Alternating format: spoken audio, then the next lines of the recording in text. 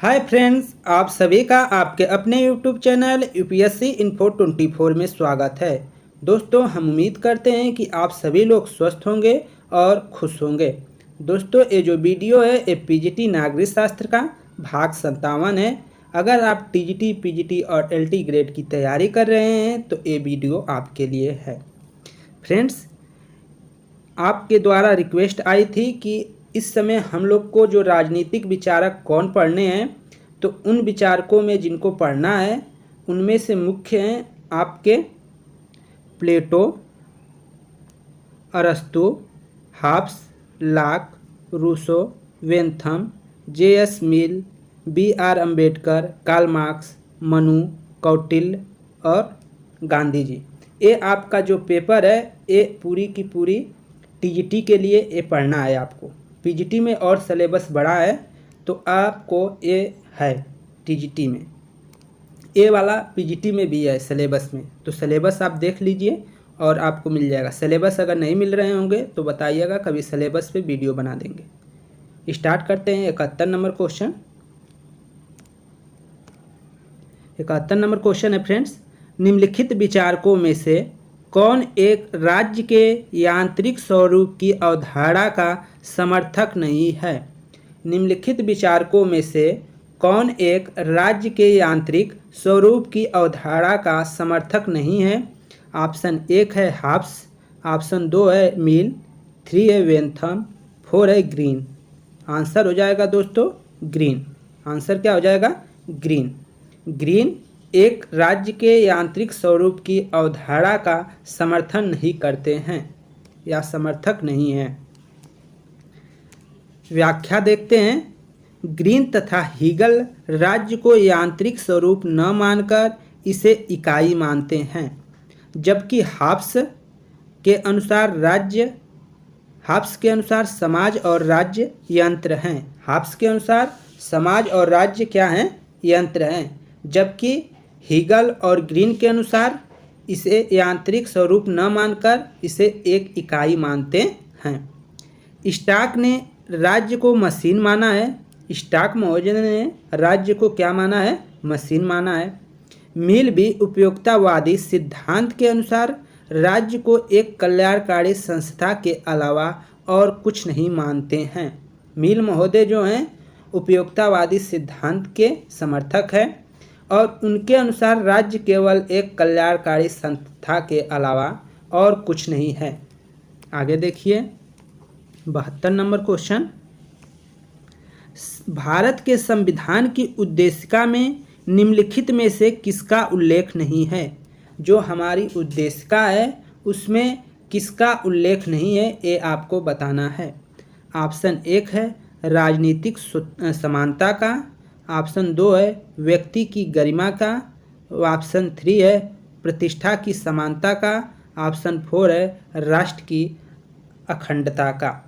Answer जो हो जाएगा दोस्तों पहला हो जाएगा राजनीतिक समानता का हमारे उद्देशिका में कोई उल्लेख नहीं है। ठीक है, व्याख्या देख लेते हैं। प्रस्तावना या उद्देशिका में राजनीतिक समानता का कोई उल्लेख नहीं है। हमारा जो प्रियाम्बुल है, प्रस्तावना जिसे हम उद्देशिका भी कहते हैं, उसमें राजनीतिक समानता का कोई उल्लेख नहीं है। जबकि व्यक्ति की गरिमा, राष्ट्र की अखंडता तथा प्रतिष्ठा या अवसर की समानता का उल्लेख किया गया है। हालांकि सामाजिक व आर्थिक न्याय के साथ राजनीतिक न्याय को भी शामिल किया गया है। आगे देखिए 73 नंबर क्वेश्चन, भारत सोवियत संघ संधि कब हस्ताक्षर हुए थे? भारत और सोवियत संघ जो संधि हुए थे कब हस्ताक्षर हुए थे ये आपको बताना है। ऑप्शन 1 है 1955, ऑप्शन 2 है 1972, ऑप्शन 3 है 1971, ऑप्शन 4 है 1969। तो आंसर जो हो जाएगा दोस्तों आपका 3 हो जाएगा सही आंसर 1971। ऑप्शन 3 आपका सही है। भारत सोवियत संघ संधि कब हस्ताक्षर हुए थे? तो 1971 में हुए थे। व्याख्या देख लेते हैं। भारत और सोवियत संघ के बीच शांति, सहयोग और मैत्री के बीच विषय में वर्ष 1971 में हस्ताक्षर किए गए। इस संधि के परिणाम स्वरूप भारतीय उपमहाद्वीप में शांति और स्थिरता स्थापित करने में सफलता प्राप्त हो सकी है। इस संधि के माध्यम से ही भारतीय उपमहाद्वीप में शांति और स्थिरता स्थापित हो सकी है। आगे देखिए, 74 नंबर क्वेश्चन है, निम्नलिखित में कौन सा कार्य नौकरशाही का नहीं है? निम्नलिखित में कौन सा कार्य नौकरशाही का नहीं है, ये आपको बताना है। ऑप्शन 1 है कानून और व्यवस्था बनाए रखने में मदद करना। ऑप्शन 2 है अध्यादेश की घोषणा करना। ऑप्शन 3 है राष्ट्रीय बजट को बनाने में मदद करना। ऑप्शन 4 है अंतर्राष्ट्रीय संधियों को तैयार करने में मदद करना। तो आंसर जो हो जाएगा दोस्तों 2 हो जाएगा। अध्यादेश की घोषणा करना यह नौकरशाही का कार्य नहीं है। बाकी के तीनों क्या है, नौकरशाही के कार्य हैं। अध्यादेश जो लाता है वो राष्ट्रपति लाता है, तो इसलिए ये नौकरशाही का कार्य नहीं है, ये हमारा आंसर हो जाएगा। व्याख्या देख लीजिए। नौकरशाही की अवधारणा सर्वप्रथम मैक्स वेबर ने दी, जिनके अनुसार निम्नलिखित कार्य है। जिनके अनुसार नौकरशाही के निम्नलिखित कार्य हैं: कानून और व्यवस्था को बनाए रखने में मदद करना, राष्ट्रीय बजट को बनाने में मदद करना और अंतर्राष्ट्रीय संधियों को तैयार करने में मदद करना। ये तीनों का काम जो है नौकरशाही का है। अध्यादेश की घोषणा राष्ट्रपति द्वारा की जाती है, न कि नौकरशाही के द्वारा। आगे देखिए 75 नंबर क्वेश्चन, बाह्य संप्रभुता की अवधारणा को किसने दिया है? बाह्य संप्रभुता की अवधारणा को किसने दिया है? ऑप्शन 1 है ग्रोसियस ने। ऑप्शन 2 है ओपेनहाइमर ने। ऑप्शन 3 है कांट ने। ऑप्शन 4 है रूसो ने। तो आंसर हो जाएगा दोस्तों 1 ग्रोसियस ने। बाह्य संप्रभुता की अवधारणा को ग्रोसियस ने दिया है। व्याख्या देख लीजिए। बाह्य संप्रभुता की अवधारणा सर्वप्रथम ग्रोसियस ने दिया, जिसका आशय है कि राज्य किसी बाहरी शक्ति के अधीन नहीं है। ग्रोसियस का मानना है कि राज्य किसी बाहरी शक्ति के अधीन नहीं है तथा दूसरे राज्यों से संबंध स्थापित करने में वह पूर्ण रूप से स्वतंत्र है। राज्य जो है दूसरे से संबंध स्थापित करने से, दूसरे स्टेट से संबंध स्थापित करने से वह पूर्णतः स्वतंत्र है। दोस्तों यहाँ पे जो राज्य है, राज्य किसी स्टेट से नहीं, जो हमारा ये 28 स्टेट है इनसे न होकर हम राज्य देश से लेंगे। यहाँ जो राज्य का सेंस आता है वो देश से, हमारा जो भारत है वो एक प्रकार से विचार आएगा, तो ये राज्य, यहाँ पे इसको राज्य कह सकते हैं। तो ये राज्य एक संप्रभु है। भारत क्या है, एक संप्रभु देश है।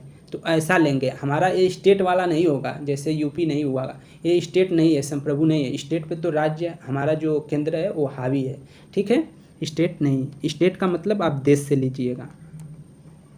76 नंबर क्वेश्चन, कार्ल मार्क्स और एफ एंगल्स सहलेखक हैं। कार्ल मार्क्स और एफ एंगल्स सहलेखक हैं। ऑप्शन 1 है दास कैपिटल के। ऑप्शन 2 है एंटी हुंडरिंग के। ऑप्शन 3 है critic of the growth program के, गोथा प्रोग्राम के। ऑप्शन 4 है जर्मन आइडियोलॉजी के। तो आंसर जो हो जाएगा 76 का डी हो जाएगा, जर्मन आइडियोलॉजी के कार्ल मार्क्स और एफ एंगल्स सहलेखक हैं। व्याख्या देख लेते हैं। जर्मन आइडियोलॉजी के लेखक कार्ल मार्क्स और फ्रेडरिक एंगल्स हैं। उन्होंने अपने विचारों को व्यक्त करते हुए कहा है कि किसी राष्ट्र के उत्पादक बलों को उस सीमा तक विकसित किया जाता है जहां श्रम का विभाजन किया गया है। उनके द्वारा यह विचार व्यक्त किया जाता है कि किसी राष्ट्र के उत्पादक बलों को उस सीमा तक विकसित किया जाता है जहां श्रम का विभाजन किया गया है। आगे देखिए 77 नंबर क्वेश्चन, केसी व्हीयर द्वारा प्रतिपादित व्यवस्थापिकाओं के ह्रास का अर्थ है। व्यवस्थापिकाओं के ह्रास या कमी का अर्थ है उनकी कानूनी शक्तियों में कमी, उनकी प्रतिष्ठा तथा स्थिति में अवनति, दूसरी संस्थाओं की बढ़ती हुई शक्तियों की तुलना में उनकी स्थिति में उतार, सरकार के बढ़ते हुए कार्यों को करने में उनकी अक्षमता। तो दोस्तों केसी व्हीयर द्वारा प्रतिपादित व्यवस्थापिकाओं के ह्रास का जो अर्थ है वो तीसरा हो जाएगा। व्यवस्थापिकाओं के ह्रास का जो अर्थ है दूसरी संस्थाओं के बढ़ते हुए शक्तियों की तुलना में उनकी स्थिति में उतार, ये आपका आंसर हो जाएगा। व्याख्या देख लीजिए। केसी व्हीयर ने अपनी पुस्तक तेने जिस लेयर में व्यवस्थापिकाओं के ह्रास का अर्थ बताया है। उनके पुस्तक का नाम क्या है दोस्तों? तो तेने जिस लेयर, उनके पुस्तक का नाम है तेने जिस लेयर, केसी व्हीयर के पुस्तक का नाम है, ये आप याद रखेंगे। बताया है कि जिसका तात्पर्य इसकी संस्थाओं में बढ़ती हुई शक्तियों की तुलना में उनकी स्थिति में उतार होना है। व्यवस्थापिकाओं के ह्रास का अर्थ बताया जिसका तात्पर्य इसकी संस्थाओं की बढ़ती हुई शक्तियों की तुलना में उनकी स्थिति में उतार होना। आगे देखिए 78 number question. A new democracy नामक पुस्तक के लेखक कौन है? ए न्यू डेमोक्रेसी नामक पुस्तक के लेखक कौन है? डेमोक्रेसी नामक पुस्तक के लेखक कौन है? ऑप्शन 1 है C.D. वंस, ऑप्शन 2 है ब्राइस, ऑप्शन 3 है लास्की, ऑप्शन 4 है माओ त्से तुंग। तो आंसर जो हो जाएगा दोस्तों 4 हो जाएगा, माओ त्से तुंग। ए न्यू डेमोक्रेसी नामक पुस्तक के लेखक माओ त्से तुंग हैं। व्याख्या देख लेते हैं। ए न्यू डेमोक्रेसी के लेखक माओ त्से तुंग हैं। यह अवधारणा क्रांतिकारी चीन में 4 सोशल क्लास सिद्धांत के आधार पर आधारित है, जिसका मूल तर्क है कि चीन में लोकतंत्र किसी अन्य देश से निर्णायक रूप से अलग रास्ता लेगा। उन्होंने तीसरी दुनिया के देशों को अपनी सामाजिक और भौतिक स्थिति को देखते हुए लोकतंत्र का अनूठा रास्ता अपनाने का हिदायत दी है। आगे देखिए 79 नंबर क्वेश्चन। इतिहास के भौतिकवादी व्याख्या के अनुसार सामाजिक संरचना की निम्नलिखित परतों की प्राथमिकता का सही क्रम क्या है? ये आपको बताना है कि सही क्रम क्या है। पहला है उत्पादन के संबंध, दूसरा है विचारधारा, तीसरा है उत्पादन की शक्तियाँ और चौथा है कानून और राजनीतिक संगठन। तो दोस्तों इसका जो आंसर हो जाएगा वह ये हो जाएगा, इस सेंस में हो जाएगा। पहले पे जो आएगा क्रम में वह उत्पादन की शक्तियाँ, पहले नंबर पर आ जाएगा उत्पादन की शक्तियाँ, दूसरे नंबर पे आ जाएगा उत्पादन के संबंध, दूसरे नंबर पे आ जाएगा उत्पादन के संबंध और तीसरे नंबर पे आ जाएगा कानूनी राजनीतिक संगठन और चौथे पे हो जाएगा विचारधारा। तो एक क्रम आप याद रखेंगे। पहला पे हो जाएगा 3 3 2 4 3 2 4। तो आंसर जो हो जाएगा आपका 3 2 4। तो 3 2 4 3 1 4 ये वाला हो जाएगा। दूसरा नंबर आंसर सही हो जाएगा 3 1 4 2, 3 1 4 2 ये आप याद रख लेंगे। यहाँ देख लीजिए। इतिहास के भौतिकवादी व्याख्या के अनुसार सामाजिक संरचना की प्राथमिकता का क्रम इस प्रकार है। पहले नंबर पर हो जाएगा उत्पादन की शक्तियाँ, दूसरे पे हो जाएगा उत्पादन के संबंध, तीसरे पे हो जाएगा कानून और राजनीतिक संगठन, चौथे पे हो जाएगा विचारधारा। दोस्तों सबको दिखाना चाहिए था लेकिन दूर दूर टाइपिंग हो गया था। आगे देखिए। एक व्यवस्थापिका जो मंत्रिपरिषद के समक्ष निर्बल है। एक व्यवस्थापिका जो मंत्रिपरिषद के समक्ष निर्बल है तथा एक मंत्रिपरिषद जो राष्ट्रपति के समक्ष निर्बल है? किस देश की शासन व्यवस्था की विशेषता दर्शाता है? ऑप्शन 1 है फ्रांस, 2 है जर्मनी, 3 है भारत, 4 है श्रीलंका। आंसर हो जाएगा दोस्तों 1 फ्रांस। फ्रांस है कि एक व्यवस्थापिका जो मंत्रिपरिषद के समक्ष निर्बल है तथा एक मंत्रिपरिषद जो राष्ट्रपति के समक्ष निर्बल है। यह फ्रांस देश की शासन व्यवस्था की विशेषता को दर्शाता है। व्याख्या देख लेते हैं। फ्रांस ब्रिटेन की तरह एकात्मक राज्य है। यहाँ केंद्र में कार्यपालिका तथा विधायिका होती है, जो राज्यों में नहीं। फ्रांस में व्यवस्थापिका मंत्रिपरिषद के समक्ष निर्बल तथा मंत्रिपरिषद राष्ट्रपति के समक्ष निर्बल होते हैं। आगे देखिए 81 नंबर क्वेश्चन। निम्नलिखित में से कौन आमंड के हित अभिव्यक्त करने वाली संरचनाओं के वर्गीकरण में शामिल नहीं है? निम्नलिखित में से कौन आमंड के हित अभिव्यक्त करने वाली संरचनाओं के वर्गीकरण में शामिल नहीं है? ऑप्शन 1 है संस्थात्मक संरचनाएं, संरचनाएं, समुदायक संरचनाएं, प्रजातीय संरचनाएं, प्रदर्शनात्मक संरचनाएं।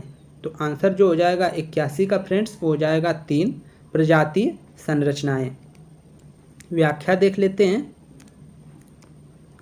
आमंड के दबाव समूह को 4 श्रेणियों में विभाजित किया गया है। आमंड के दबाव समूह को 4 श्रेणियों में विभाजित किया गया है। पहला है समुदायात्मक, असमुदायात्मक, तीसरा है चमत्कारी और चौथा है संस्थात्मक। आगे देखिए 82 नंबर क्वेश्चन। निम्नलिखित में से किसने यह विचार व्यक्त किया है कि यदि न्याय व्यवस्था न हो तो राज्य लुटेरों की टोली बन जाता है? निम्नलिखित में से किसने यह विचार व्यक्त किया है कि यदि न्याय व्यवस्था न हो तो राज्य लुटेरों की टोली बन जाता है? ऑप्शन 1 है प्लेटो, 2 है अरस्तु, 3 है सेंट ऑगस्टाइन और 4 है लाक। तो आंसर हो जाएगा दोस्तों सी या तीसरा सेंट ऑगस्टाइन। सेंट ऑगस्टाइन महोदय का विचार है कि यदि न्याय व्यवस्था न हो तो राज्य लुटेरों की टोली बन जाता है। व्याख्या देख लीजिए। सेंट ऑगस्टाइन एक ईसाई दार्शनिक हैं। सेंट ऑगस्टाइन एक ईसाई दार्शनिक हैं। उनकी प्रमुख रचनाएं द सिविआते दी कन्फेस लैटिन भाषा में है। उन्होंने अपने विचार को इस प्रकार अभिव्यक्त किया है कि यदि राज्य में न्याय व्यवस्था न हो तो राज्य लुटेरों की टोली बन जाता है। आगे देखिए 83 नंबर क्वेश्चन। मांसबरी के दैत्य से इसके अतिरिक्त और क्या अपेक्षा की जा सकती है? यह कथन लागू होता है। मांसबरी के दैत्य से इसके अतिरिक्त और क्या अपेक्षा की जा सकती है? यह कथन लागू होता है किस पर? हाब्स पर, लाक पर, हीगल पर, मार्क्स पे। तो दोस्तों आंसर जो हो जाएगा हाब्स हो जाएगा। पहला नंबर ऑप्शन सही हो जाएगा हाब्स पर। व्याख्या देखते हैं। टॉमस हाब्स एक आंग्ल दार्शनिक तथा राजनीतिक विचारक हैं। उनका जन्म मांसबरी में हुआ है। उन्होंने अनेक सामाजिक राजनीतिक विलय और परिवर्तन देखे हैं, जिसमें मध्यम वर्ग का उदय, चार्ल्स प्रथम को फांसी, क्रामवेल का शासन आदि। इसी संदर्भ में उन्होंने कहा, मांसबरी के दैत्य से इसके अतिरिक्त और क्या अपेक्षा की जा सकती है? अगला क्वेश्चन है 84 नंबर। G15 देशों के प्रथम शिखर सम्मेलन 1991 का स्थल था। G15 के प्रथम शिखर सम्मेलन 1991 का स्थल था नई दिल्ली, कुआलालंपुर, फिरोजपुर, इस्लामाबाद, ढाका। तो दोस्तों चौथा का आंसर हो जाएगा 2, कुआलालंपुर। कुआलालंपुर ये आंसर हो जाएगा। व्याख्या देख लेते हैं। G15 देशों का गठन वर्ष 1989 में बेलग्रेड में हुआ। इसका प्रथम शिखर सम्मेलन वर्ष 1990 में मलेशिया के कुआलालंपुर में हुआ। आगे देखिए 85 नंबर क्वेश्चन। निम्नलिखित में से कौन कार्यात्मक प्रतिनिधित्व के प्रमुख प्रतिपादक हैं? निम्नलिखित में से कौन कार्यात्मक प्रतिनिधित्व के प्रमुख प्रतिपादक हैं? ऑप्शन 1 है जॉन लॉक, ऑप्शन 2 है G.D.H. कोल, ऑप्शन 3 है जेम्स मिल, ऑप्शन 4 है जेम्स ब्राइस। आंसर जो हो जाएगा दोस्तों 2 हो जाएगा, G.D.H. कोल।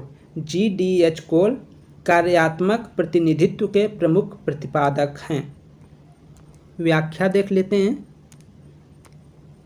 प्रतिनिधित्व के संबंध में G.D.H. कोल का विचार था कि वास्तविक प्रतिनिधित्व कार्यात्मक प्रतिनिधित्व है। इनके अनुसार एक ही व्यवसाय में कार्य करने वाले समूह सामूहिक हितों का प्रतिनिधित्व एक व्यक्ति कर सकता है। इस प्रकार के प्रतिनिधित्व न केवल औद्योगिक क्षेत्र में ही निर्वाचित किए जा सकते हैं, बल्कि इनकी नियुक्ति सामाजिक और राजनीतिक क्षेत्र में भी की जा सकती है। तो फ्रेंड्स, ये वीडियो यहीं पे समाप्त होता है। अगर वीडियो आपको पसंद आती है तो प्लीज़ वीडियो को लाइक कर दें, और दोस्त आप चैनल पे नए हैं तो चैनल को प्लीज़ सब्सक्राइब कर दें। और दोस्तों जो दोस्त हमको कमेंट कर प्रोत्साहित कर रहे हैं और लाइक कर रहे हैं, उन लोगों को तहे दिल से शुक्रिया, क्योंकि आप लोग हमको बहुत ही मोटिवेट कर रहे हैं। आप लोगों के वजह से ही हम वीडियो बना पाते हैं, नहीं तो हम ज़रूर होपलेस हो जाते और न बना पाते। थैंक यू दोस्तों, नमस्कार।